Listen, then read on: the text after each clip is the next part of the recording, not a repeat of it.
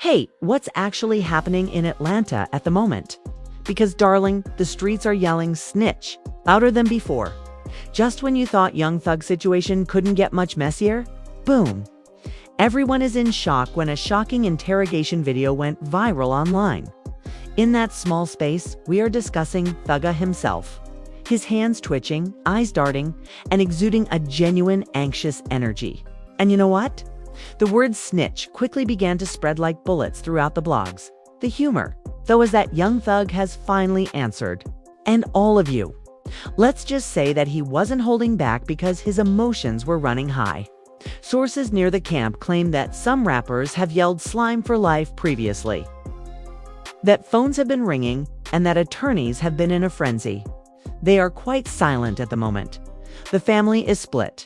Fans are conflicted, and apparently, it's possible that this leak originated within his own social circle. What actually happened then? Is Thugga attempting damage control, or is he correcting the record? And the tape was released by whom? Hold on tight, because we're about to reveal every shocking detail. Treachery and dubious turn in this real-life rap soap opera.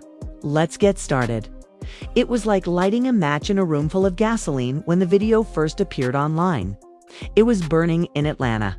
Barbershops, clubhouses, Instagram, and Twitter all had something to say. The now viral video shows a young criminal rocking back and forth in his seat in a poorly lit questioning room. He appears strained, his lips pursed, his eyes searching the ceiling as if in prayer for direction. There is a pause when the detective says, "You help us out. We can help you," leaning forward with composure but firmness.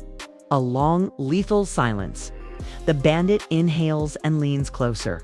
Then the video ends. Boom, like that. No background. No follow-up. And the internet exploded with just that. The streets were humming. Was he going to give up? Has he done so yet? Fans began making connections right once, rewinding old lyrics, analyzing his body language, and even bringing up court records. And the conversation wasn't limited to the supporters. Rappers who used to yell slat on every song were now abruptly removing their posts, disabling comments, and remaining eerily silent. Everyone in YSL began to go side-eyed. Who leaked the tape? Was this a covert operation? Then, 2 hours after the video was published, Young Thug's sister, who goes by Dolly White on social media, went live. She appeared to have gone days without sleep. Her speech was unsteady, her eyes were puffy, and there was a pacing sound coming from behind her. "That video you guys are posting ... she added after taking a long breath. "The whole story is unknown to you all. You guys have no idea what my brother's going through. You guys have no idea who is actually acting shaddily behind the scenes." The comments were inundated by supporters. Who are you referring to? Was the Thug a snitch? Does gonna have a role? Then someone said word is one of Thug's own leaked that video ... which caused Dolly to pause in the middle of her speech. And it wasn't a coincidence. Things became much more chaotic at that point. Insiders near the YSL camp started speculating that there was actual conflict among the team. Not while listening to music. Not over the money. Over allegiance. Over confidential information. Rumor had it that one of the Thug's day ones who had been riding with him for years was starting to feel the heat and had made the decision to change the course of events in order to save himself. His insurance policy was to leak the footage in order to divert attention from himself and place the Thug in the hot seat. And you know who the streets began accusing? A name no one anticipated. Little Duke. Yes. Little Duke, the person who was constantly in the background. Hardly talked, but was always there as a shadow beside the bully. Rumors began to circulate that weeks prior to the release of the video. The Duke had secretly filed a motion to detach his case from Thug's and had been meeting behind closed doors with his attorney. The moment was ... suspicious. Then Duke suddenly went live. However, this was not your average live rapper. He wasn't teasing a new song, flaunting his wealth, or flashing chains. He was upset, perspiration, agitated. "I'm not leaking anything," he growled. "You guys enjoy slandering me, but you have no evidence. Before things become ugly, don't mention my name." However, the harm had already been done. He was trapped in the streets. and the thug's legal team was frantically working behind the scenes. They released the following brief statement. Mr. Williams has not provided any assistance to law enforcement. Any video that circulates online is deceptive and lacking in details. However, they were completely mistaken if they believed it would put out the fire, because an expanded version of the questioning clip was released barely 24 hours later. And this time, the video continued.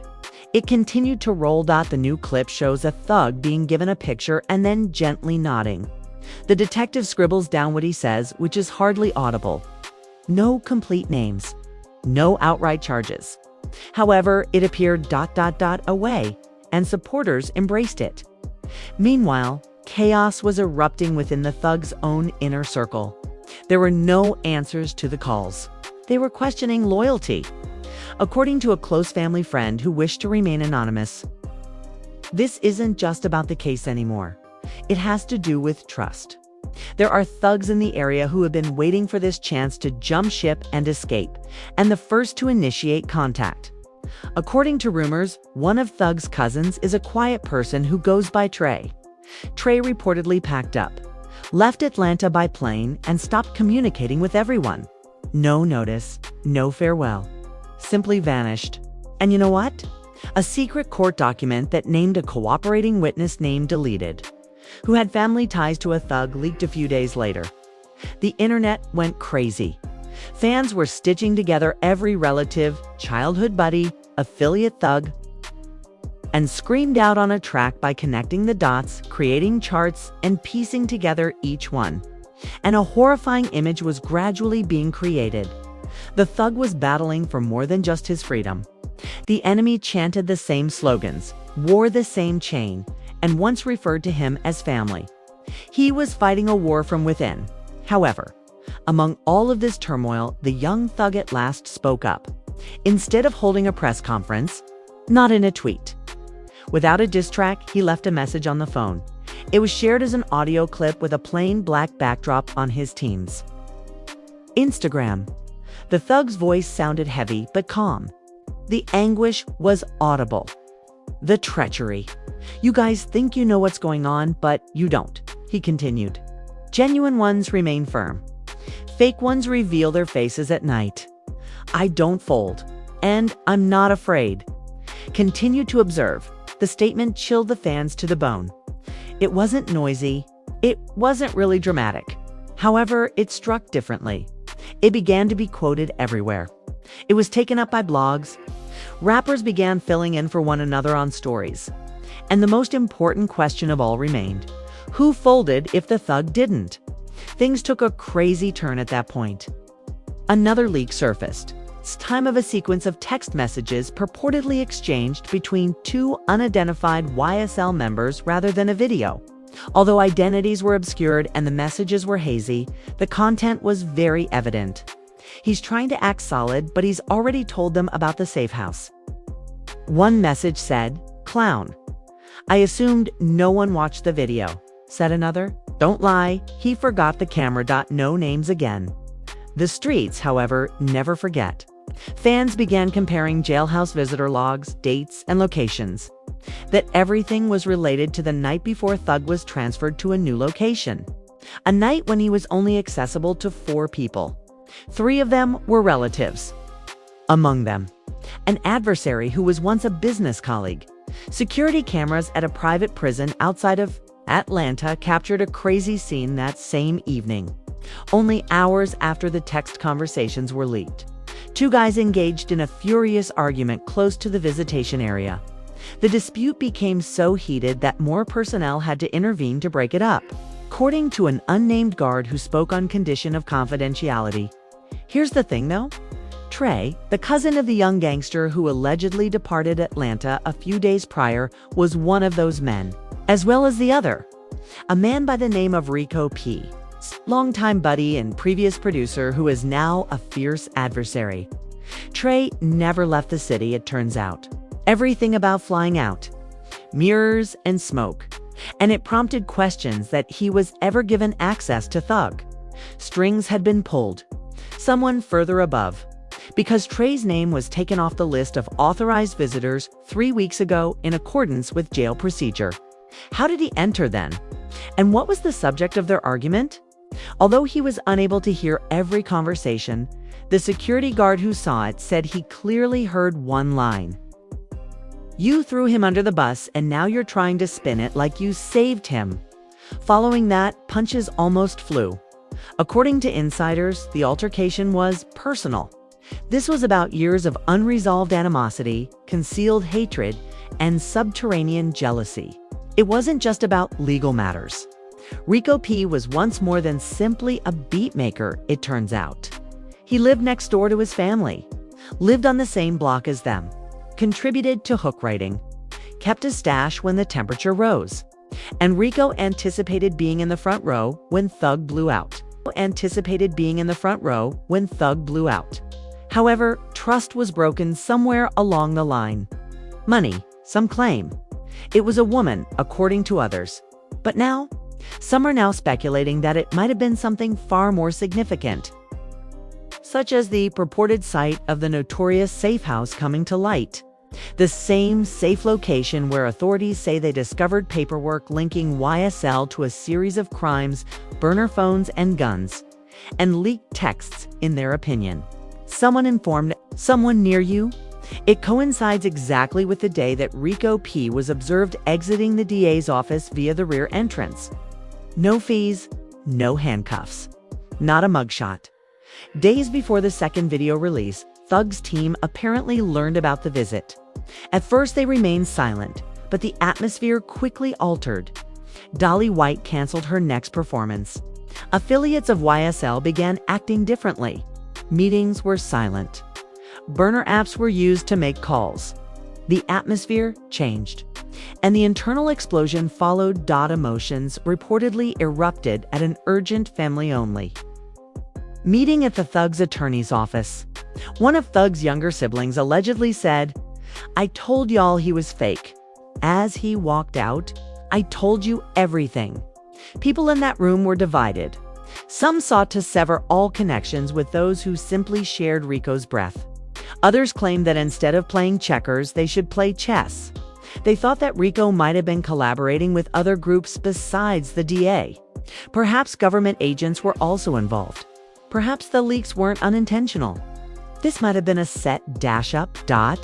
And in the midst of all this chaos, the Thug himself, who was still imprisoned and awaiting his next hearing, began to become quiet. No more phone calls. No further updates. He was just talking to his mother and his lawyer.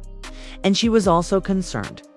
During a visit, a close family friend said that she sobbed and said, "I don't know who to trust anymore. And really, they're trying to destroy my son from the inside out." She may be correct, because of what happened next. Felt like a scene from a movie. A strange discovery was made by a private investigator employed by the Thug's legal team. A data leak at the prison. That interrogation tape was stored on restricted servers, which had been breached by someone who had gained access to the internal system. And you know what? The login credentials of a prison officer who had not been employed at the facility for more than 2 months were used in the breach. Yes, it's giving insider information.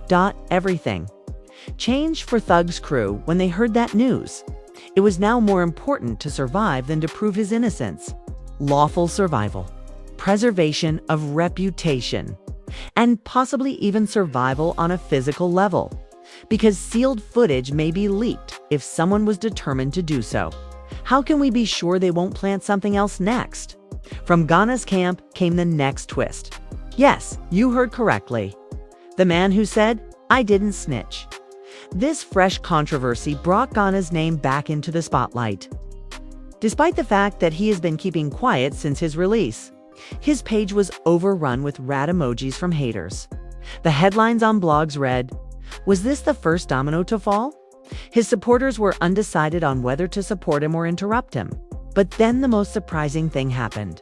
Kona's manager left a mysterious comment on his account that said, "They forced us to take sides. Don't be upset when we stop acting." Suddenly, social media exploded. What was meant by that? Was he referring to a Thug? Regarding the court, or What about the first ones to turn? When yet another audio leak came to light. Purportedly from a phone conversation between two prisoners connected to YSL, the situation reached a breaking point. One voice stuck out above the low-volume, scratchy call. "It's over if he gets out before trial," he said in a heavy southern drawl. "He is going to burn everyone, even slime. That's why the tape had to fall." The other voice said, "Awaken, people." The case story was completely turned upside down by those few phrases. Was the purpose of the video leak to keep someone else inside rather than to bring down the thug? Was it done for someone else to repair the damage? Or a caution? Fans began to make their own judgments at this moment. Reddit was overrun with conspiracy threads. YouTube was swamped with deep dives. According to one video, Atlanta Police Department GBI. And some shady federal agents were all involved in a larger chess game in which the thug was being utilized as a pawn. According to a different theory, someone in YSL was working for both sides, ensuring that the thug remained the primary focus while providing the state with just enough food to keep them clean. And a thug, still not speaking, but his crew was moving behind closed doors. A new motion was submitted to the court asking for an urgent inquiry into possible witness tampering, inmate privacy violations, and leaking material. And the most absurd aspect? There was a list of names included: well-known colleagues, past partners, even some reporters. Just one name on that list. Rico P is the one. The internet went crazy when rumors circulated that Rico would be subpoenaed. In an attempt to find signs, individuals began watching past interviews of him, analyzing old lyrics, comparing timestamps on social media, and pulling up studio images. They even saw that he had subtly deleted all of the YSL tags from his Instagram. No more posts from thugs, nothing. And after that, Rico disappeared. His cell phone disengaged. His address left. His supervision, no comment. A diss tune couldn't compete with the stillness. People began to wonder if he was afraid, hidden away, or shielded. In any event, it became evident that the interrogation leak was more than just a scandal. It acted as a trigger, a bomb, and the fragments were now flying in all directions. The stillness was the most telling. Even though Rico P had vanished and the thug was silent, Atlanta's energy seemed to be stronger than before. The studios were deserted. Clubs were silent. Artists who had previously represented YSL heavily were abruptly rebranding. But was there one who wasn't keeping quiet? A quiet engineer who had worked behind the boards on some of Young Thug's first singles, Slim Haiti existed long before the renown The Style. And the crimes. Slim remained in the background for years. There were no interviews with him. Didn't share any selfies. Didn't try to gain influence. However, he decided to speak up in a surprise interview with a small, gritty podcast called Trapping. Truth's based in Atlanta after observing how quickly people were flipping and how the media was distorting the facts. Slim didn't mince words when questioned about the leaked interrogation tape. "This didn't start in no courtroom," he remarked, leaning forward and staring directly into the camera.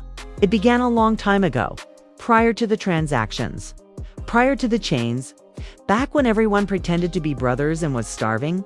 He then detonated a bomb. In 2016, I witnessed Rico P writing names in a notebook, actual names, street names, addresses, claimed it was just for lyrics, but the atmosphere didn't feel right. When someone isn't solid, you can sense it. And he was never within hours. The podcast clip went viral. Fans were shaken. Was it possible that this betrayal had been planned for years? Was someone disguising themselves as being in the camp, discreetly constructing a case the entire time? Slim went one step farther and said he had discovered Rico surreptitiously recording discussions in the studio, even while the thug wasn't present. He always pretended to be 2 steps ahead of others. I assumed he meant musically when he talked slickly about how everything gonna flip one day. I know better now. Who else listened to that podcast, you ask? Dolly White. She shared a screenshot of the interview on her story with the phrase, "We knew." in an unusual gesture. However, we hoped we were mistaken. That caption struck a different chord. The statement we knew validated what supporters had feared: that the thugs' own people would have been hiding information about snakes in the camp because they were too afraid or devoted to speak out. And they were coming honest now that things were getting out of control. Was it too late, though? The atmosphere behind the scenes was changing. The court had begun examining certain sealed files in response to anonymous reports. So they were no longer only looking at the leaked footage. A third questioning involving a person from the thugs' initial area who hadn't even been suspected until recently may have been captured on tape, according to one source. That individual? Kima is a woman. No one anticipated this. Rapper Kima was not well known. She was a buddy of thugs from childhood and is said to have been his first significant lover prior to his notoriety. Although they split up years ago, according to insiders, they were quite close until his imprisonment. She was spotted paying him several jail visits, kept a low profile, never addressed the media. However, something altered. News spread that Kima and the local government had recently signed a protective agreement. Not complete witness protection, but nearly so. And when questioned, why? According to insiders, she stated this straightforward explanation: "It ain't safe no more." Fans began making crazy guesses. Was there a threat against her? Was she the source of the leak? Was she attempting to harm or assist the thug? And after that, the actual twist was revealed. The actual twist was revealed. In a shocking twist, an Atlanta writer who is renowned for delving deeply into court documents disclosed that Kima had reported a break-in to the police months prior, alleging that someone from YSL had broken into her flat. Nothing was taken. Nothing was harmed. Simply, her laptop is gone. What was purportedly on that laptop, you ask?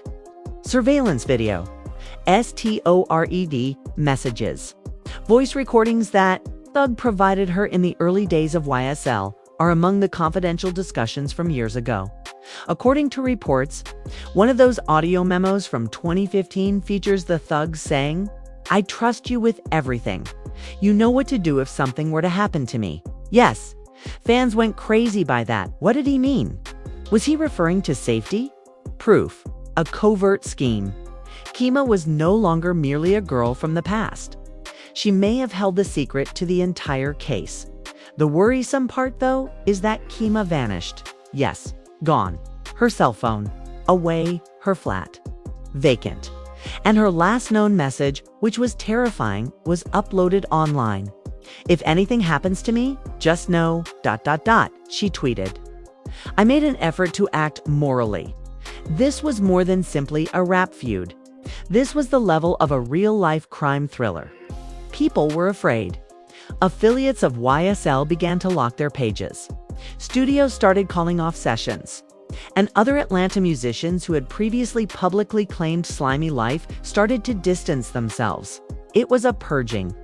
A silent unwinding. Fans, meanwhile, saw something strange.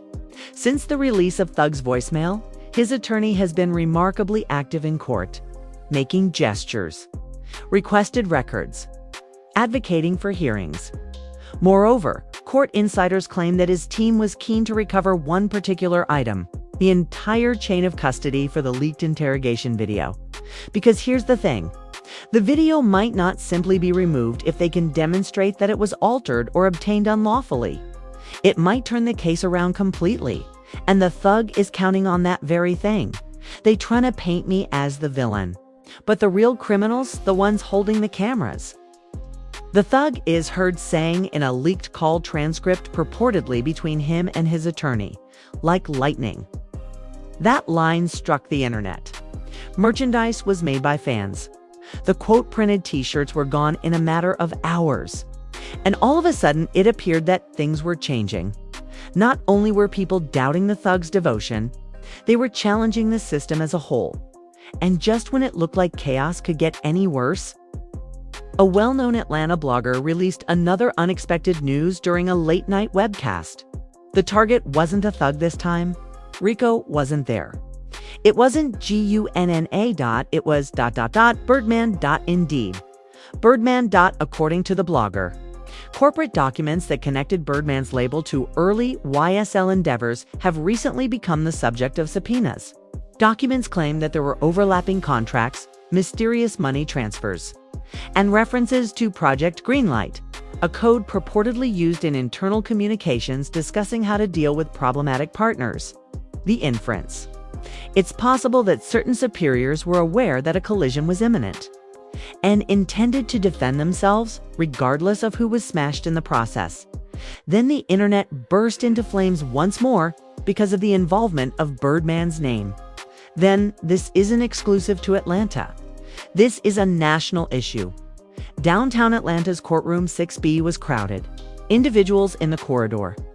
Cameras outdoors. Around the block, news vans were parked in line. Although it wasn't, it seemed like a trial date. Word quickly got out that a big thing was happening. And as the young criminal was wheeled into the courtroom, everyone stared at him as if he were the star of a big-budget movie premiere. The session was called to order by the judge. A motion to suppress important evidence, including the now famous leaked interrogation video, was filed by the Thug's side.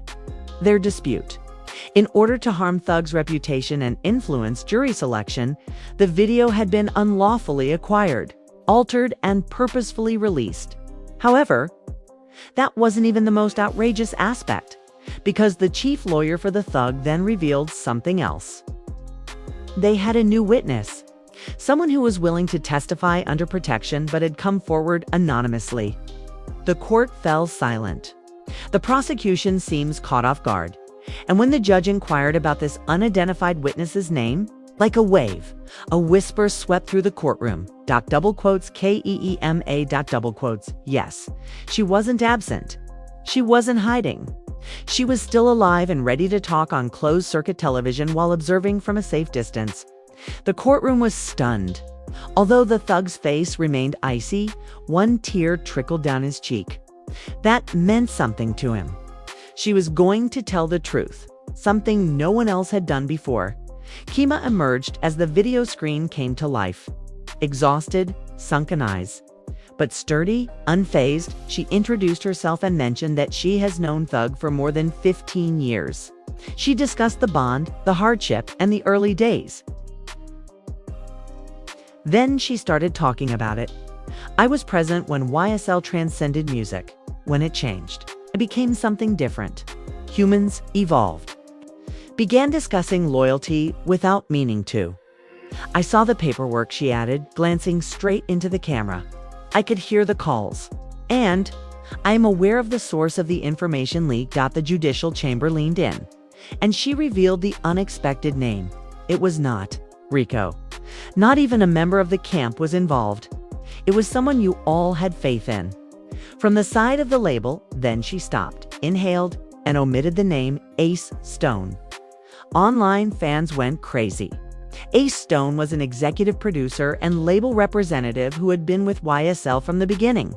He stayed in the background all the time. At award ceremonies, within boardrooms, even appeared in a couple of Thug studio vlogs. Contracts, travel, jail calls, unreleased songs, and internal correspondence were all within his reach. And Kima said that he had been working on both sides. He sold out of YSL, not for survival, for authority. In order to rebuild with a fresh artist roster under his own label. She said Ace had covertly teamed up with a rival company with the intention of allowing YSL to fail. He has been using backdoor methods to provide law police with information. And worse, he was in possession of several hard drives and emails that were not authorized. Kima dropped receipts, which are screenshots of communications, file transfers, and emails that demonstrate Ace interacting with law enforcement via encrypted applications. The courtroom was sufficiently shaken by it, and the court insisted on a thorough evidentiary hearing when the prosecution attempted to raise objections. The internet was ablaze outside the courthouse. Everyone was discussing Ace. Old pictures of him in the studio with a Thug, arms wrapped around him, and throwing up slime signs were unearthed. Phony affection. The worst type. However, it didn't end there. Ace had been under covert observation for months. According to a sealed report produced by a private investigator working with the thugs' legal team just hours after Kima's testimony, they had taped conversations, emails, and phone records. And all of this evidence suggested that the leak was planned from the top down. Someone in a suit grinning behind a desk had betrayed the thug, not a crewmate? Then the storyline abruptly shifted. Fans who had questioned Thug began to express regret. Even rappers who had distanced themselves started to reappear online with subtly encouraging words. A-list celebrities retweeted remarks from Thug posts regarding the courtroom victory were appreciated by well-known figures like Drake and Future. Some even stopped following Ace. Ace, in the meantime, not to be found.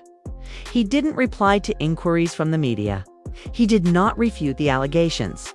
He became completely ethereal. His final post, which featured a photo of him at a yacht party with the remark, "Sunset before the storm," was made 2 days before to the leak, poetic and foretelling. However, the thug wasn't having a party. His attorney claims that he is still in combat mode, because even though this victory was significant, the trial is still imminent, and allegiance is irrelevant to the system. Convictions are important to it. Thug conveyed this message to the public in a rare statement via his mother. "Thank you for the love, but it's not over yet. Don't be fooled by the hype. Remain awake, continue to observe, and keep in mind that everyone yelling slime isn't actually slime." That final sentence was like a kick to the gut. Fans began to doubt everyone once more. Trust remains shattered. The YSL family, broken. Some people will never be allowed to return. Not after what happened. The streets had already spoken, despite the media's attempts to distort the facts. Even when the bandit was imprisoned, his name continued to reverberate like an anthem. Sales of merchandise increased. The charts were flooded with old albums. His stats for streaming skyrocketed. And the thug sensed the change even while incarcerated. He got his fire back, according to a person close to him. Today, he recognizes the snakes for what they are, and he has no intention of returning to the previous state of affairs.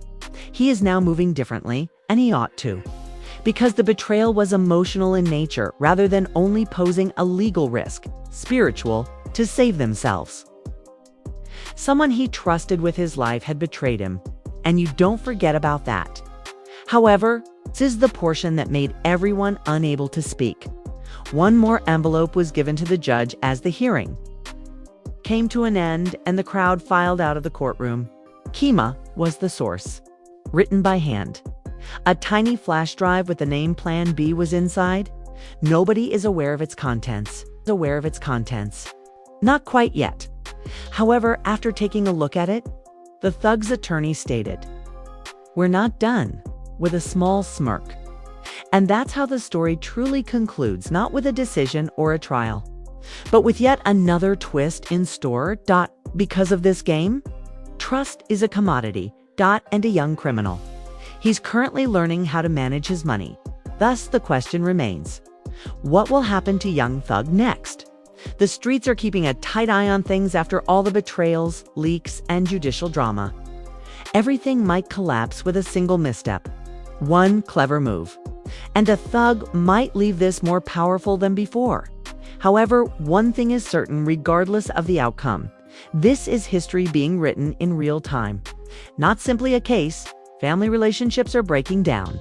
Fans are changing sides. Rappers are retracting past remarks. And a flash drive in a courtroom contains secrets that could completely change the course of events. Who is Slime? Who is truly reliable? And who has been on both sides all along? We may never know the whole facts, but we do know that the young criminal isn't going away quietly. He is retaliating with strategy, proof, and patience, something that most players in this game have long since forgotten. What about Ace Stone, though? Will he be prosecuted? Will Kima be permitted to testify at all? And what's actually on that Plan B flash drive? That's right there. Might be the last surprise that nobody anticipated. Listen, This isn't finished, so we're keeping an ear to the streets and watching every update. Not even close. However, we would like to hear from you today. Is the thug still 10 toes down in your opinion? Was Kima indeed the secret all along? And is Ace only the beginning of something much larger? Leave your comments with your ideas. If you're on the truth, hit the like button. If not, hit the subscribe button to ensure you don't miss the next update. What's going on here? We don't let the drama get to us. We present it unfiltered. The actual rap soap opera is this one. And we're only getting started.